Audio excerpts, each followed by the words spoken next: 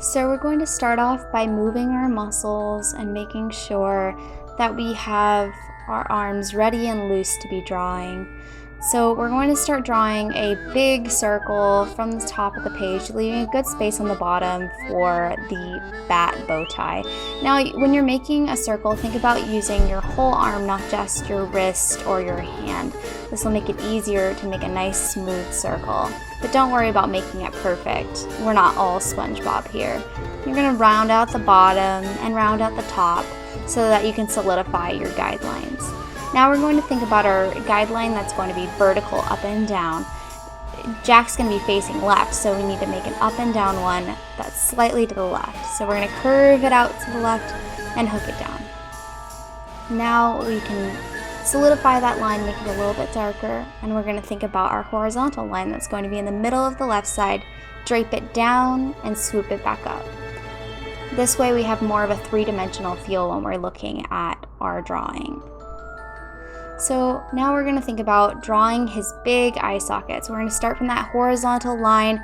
Don't go below, just go all the way up. You can make his eyes big and happy. You can make them round. You can make them almond shaped. You can make them look angry. I chose to make them look happy today because he's excited to be here with you guys to celebrate Halloween. So now we're going to think about the left side. When we're thinking about drawing on the left side, since he's not facing completely forward, we're going to need to draw his eye slightly smaller but keep the same shape. So keep going around using your whole arm to draw the eyes to get that shape that you desire. Now we're going to draw two little sesame seeds on either side of the vertical line so that we can draw his nose. Since he doesn't have a real nose, he's using his little nostrils. So just make those any size that you want, and we're going to bring it from the guidelines of the right and left side of the face, and we're going to make a little wave in the middle to make his smile. Since he's a skull, he has two jaws separated and they're not connected. So when we're drawing his face, we can darken that line, and we're going to go all the way around. Make sure that we're solidifying these lines because these are going to be the lines that we're going to draw over later with a marker. Something that I really like about Nightmare Before Christmas is the fact that it's all stop motion and claymation. I always was afraid of claymation growing up, but something about this movie in particular was just super magical to me, and it opened my eyes to the idea that stop motion wasn't always scary. Like, I was sometimes afraid of Wallace and Gromit or Chicken Run, but because I thought those were the only stop motion films available. But Tim Burton really opened my eyes with the design of these characters. He even used to dress up as Jack when he was younger. You're going to keep darkening all of your lines right now as well. You can color in your nostrils right now, or you can leave them for later. We're going to start drawing his bottom jaw, follow the rest of the circle, and we're going to draw his teeth. You can draw as many or as little. You can use short lines or long lines. I use a mixture of both, and I make him go different directions occasionally, just to give that feel that he's a very happy person. Now we're going to draw two lines under the eyes, and then we're going to color in our nostrils and our eyes. So when we're coloring in, we're going to shade using the side of the pencil. You don't use the tip of the pencil because it usually is a little bit more rough and it doesn't turn out as nice as using the side. You can see that sometimes I start using the tip and you can see the harsh line when that's not the goal of this. I'm actually using one of my old students' pencils this time because I couldn't actually find one of my own, so it's kind of crazy considering I'm an artist, but I couldn't find my own pencil. Alright, so when you're shading, you don't need to make it perfect, especially since we're going to be going over this in black marker when we're done. But this is a good practice to learn what you like about your shading and find your groove when you're shading. You can use circles, you can use lines. I like to use a mixture of both to make it pretty even.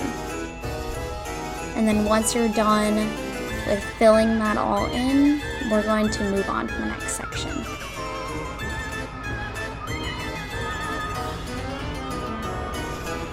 Alright, so now we're going to think about what Jack's neck looks like. his head looks like it's balanced on the top of a golf ball tee. So sometimes his head is floating because, you know, he could take it off to recite Shakespearean notation. But this time we're going to draw his neck. One facing curved out to the right side and one facing curved out to the left side. So now we're going to draw a guideline down for the bow tie later. Don't need to worry about that now, but we're going to be using that later as well. And we're going to shade under his chin to make him have a little bit more of a three-dimensional feel.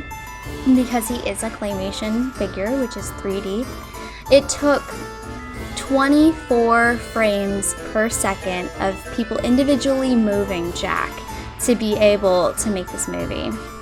And when you put that in the grand scheme of things of how many frames there are in the movie, that's a whole lot of people moving around Jack.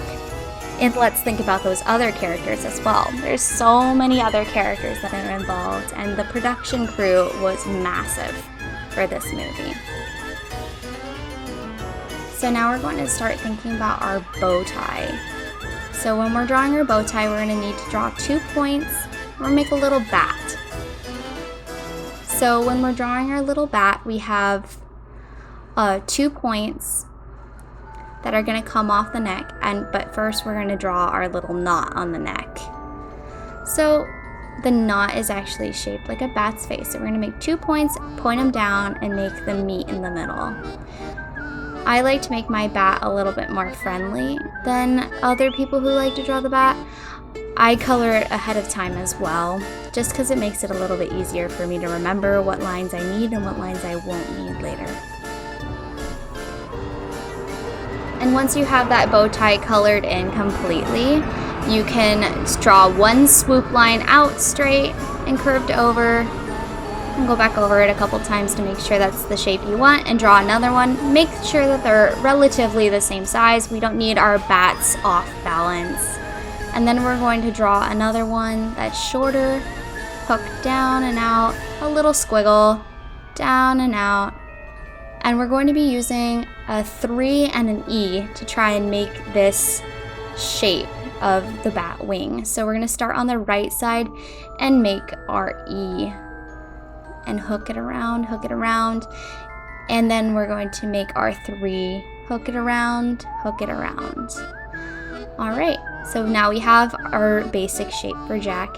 Now we're going to darken all our lines and fill in that bow tie.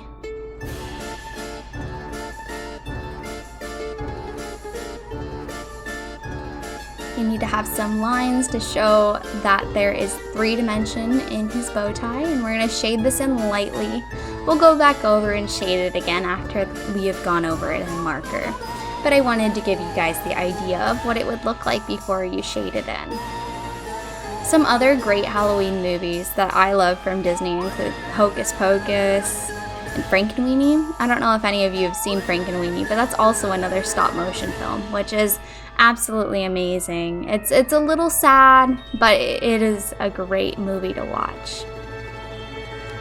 I have dressed up as Sally for birthday parties before, and it's always so fun to see all the kids who love Jack Skellington and love Sally. It's so fun to see how crazy they are.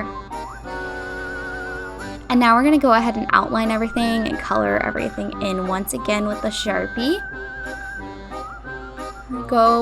Move slowly so that you have accuracy, but don't worry if you mess up a line, you can just make the line a little bit thicker. Now you're going to shade with the side of the Sharpie, and then fill that in. And then once that's all filled in, we can move on to the next part as well. See, the reason why I use the black marker is to make this drawing really pop. I like to make sure that the drawing isn't just one-dimensional. I like to show that there is life in this drawing and there's death in this drawing, which is way more important here. So remember to shade with the side of your marker.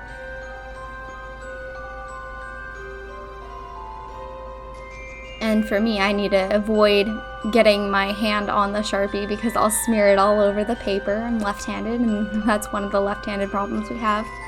Do the little lines under the eyes and draw the head. Move as slow as you can around the head and bring it around the mouth. Up and over and meet. It's okay if the lines don't meet up perfectly. You can fix them in a little bit. And now we're going to draw the teeth. I realized I wanted to draw a little bit more teeth. I didn't think his smile was big enough. And then we're going to move down to his neck and outline that. And we can darken that shadow that he's got under his neck as well. We're going to move over there in just a moment. I also wanted to make the mouth of the bat a little bit sharper, so I decided to bring him down to a point as well. And then we're going to shade in that neck area. We're going to move back over there in a little bit to add a little bit more dimension. Now we're going to trace the outline of the bat wings.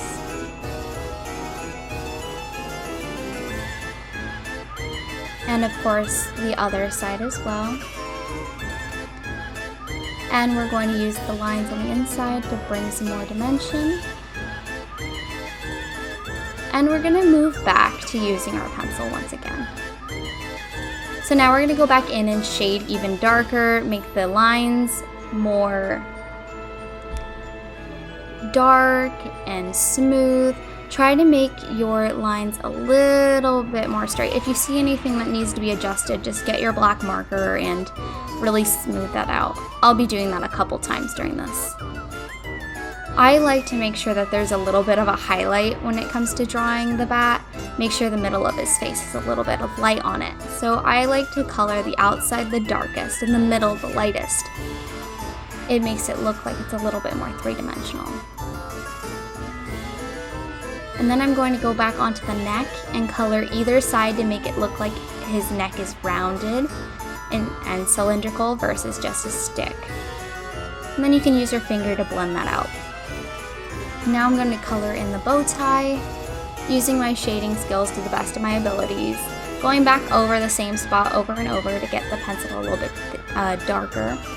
See, I would be coloring it darker and darker, but I'm using a kid's pencil again, so I'm not able to get as dark of a color as I would like to, unfortunately. But hopefully I'll be able to still complete this drawing with the idea that it is three-dimensional. So as you see, I'm using a combination of circles and lines and ovals to get this nice smooth effect on the drawing. In one of the drawings I did when I was a kid, I actually used to put lines on the bow tie. I've actually been drawing since I was 12. I own a business now where I draw Disney art, stickers, flowers, all sorts of things like that. And I started the business at the beginning of the year after taking a huge hiatus from art after I dropped out of art school back in 2017. So I had missed it so much and I brought it back into my life and I never looked back. I'm really glad that I decided to pursue art as my dream, as my main career, hopefully in the future. I mean, obviously I have a backup plan, but art is truly my passion, especially Disney. It helps when you've gotten to work there for a little bit. My biggest dream is actually to be an Animation Academy drawer/artist. No one says drawer. Alright, so we're going to move on to the other side. I needed to adjust my hand. I wasn't holding the pencil correctly anymore. And we're going to shade the other side the exact same way that we shaded the left side.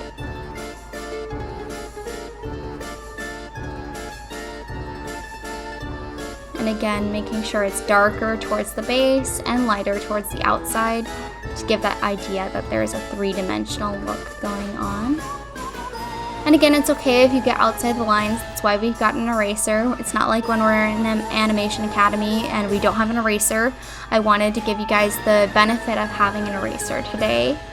Otherwise, you would just have the pencil like I have with no eraser on the end. Alright, so I'm going to keep shading it in here. And then I'm going to show you a little bit of what it looks like when I shade my drawings in a normal drawing versus just a pencil drawing. I need to get that last little bit here. Make sure it's all smooth. Make sure all the pencil, for the most part, is going in the same direction when possible. And round it out on the curves. And darken the edges on the inside. Now we're going to go in with the eraser. Sorry if the camera shakes a lot here. It's on a clamp that's attached to my desk. So when my desk shakes, the camera shakes. So I'm going to go in and erase all the lines. I'm going to try and keep it from shaking as best as I can.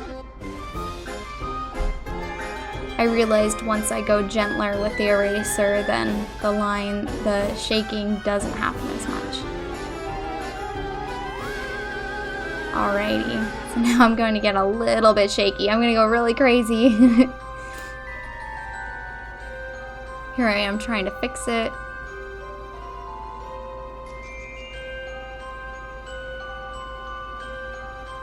Yeah, normally I would definitely recommend using a stronger clamp or a tripod to do this, but I was using my phone on my little tripod that I use,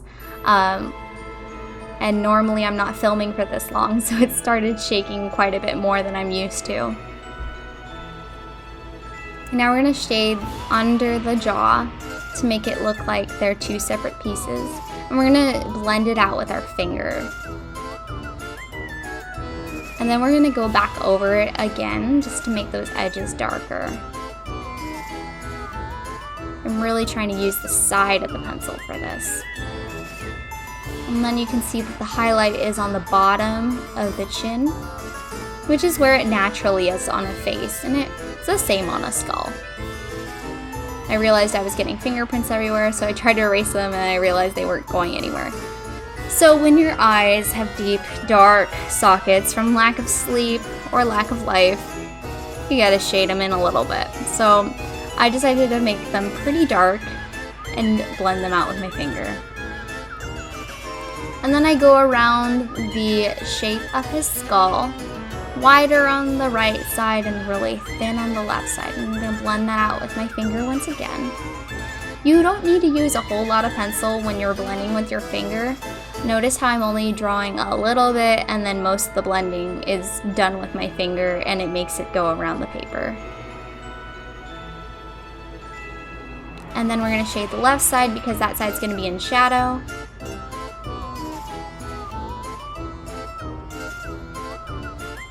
Alright, and then I'm going to make sure that everything looks great. Erase any lines that I don't need. Bring a little highlight to the top of his head. Erase some of the darkness on the left side. I felt like it was a little too much. Blend everything out. Last, you're going to want to take your pen and sign your drawing. That's it. That's how you draw Jack Skellington. I hope you enjoyed it as much as I did trying to draw this for you. And if you want to see more of my art, you can go ahead and check my Instagram. That's linked below. Thank you so much. Bye.